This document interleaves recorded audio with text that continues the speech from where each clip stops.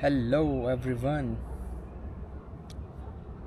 Today I want to talk about Ashtavakra Gita. Context disclaimer: I have never read the Ashtavakra Gita, but I have listened to the discourse of Osho on Ashtavakra Gita. And I want to start with how was my experience. According to me,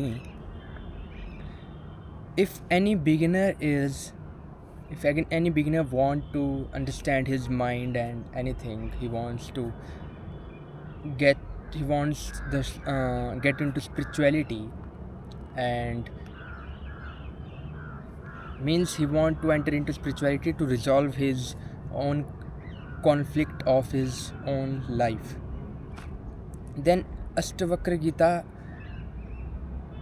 can be, most probably will be, very overwhelming in the start for any beginner, because Ashtavakra uses very simple but very harsh language.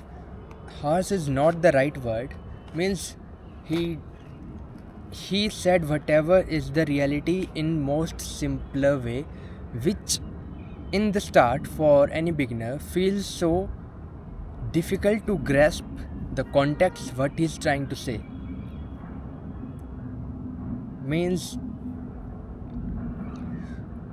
Ashtavakra just said you don't have to do anything, just be who you are. And mostly everyone of us have heard from the childhood that you have to change yourself, you have to do something, you have to practice something, you have to give your best, means you have to do something in order to achieve something. But Ashtavakra said if you are doing anything to achieve, then you are creating suffering. Means you don't have to do anything.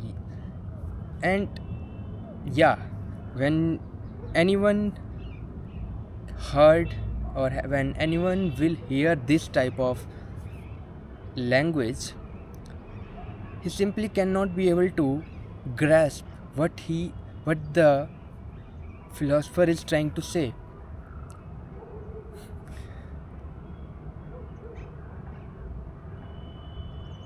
Because we are trained, we are taught from the very beginning of our childhood that you have to do something in order to achieve something, you have to change yourself in order to grow you. But Ashtavakra says that you are not the doer. Actions are happening even if you don't don't try to execute them. And listening to these words feels so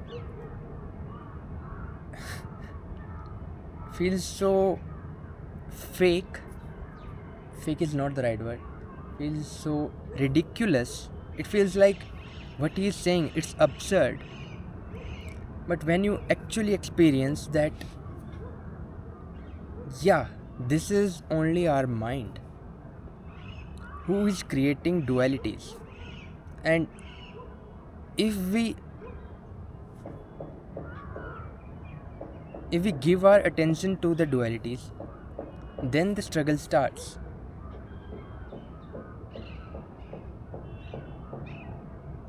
So just be wherever you are, just be, just see what is happening. And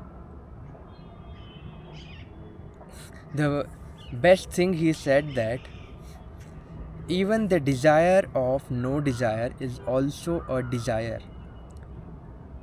The desire of no desires means your ego has taken another identity that I don't want desire, I'm very spiritual, and it's also a ego. He simply says that whatever desires are coming into you, you don't have to do anything. Just see them. Who is getting these desires? And if you just see the desires, you are not attaching any further identity with those desires, and with this only the power of desires simply drops. And in this way, the desires keep coming like clouds in the sky, but the soul, that is our true nature, will always remain there without confusing himself with one of these clouds.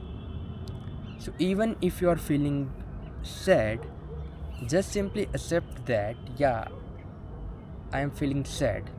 Don't try to change that.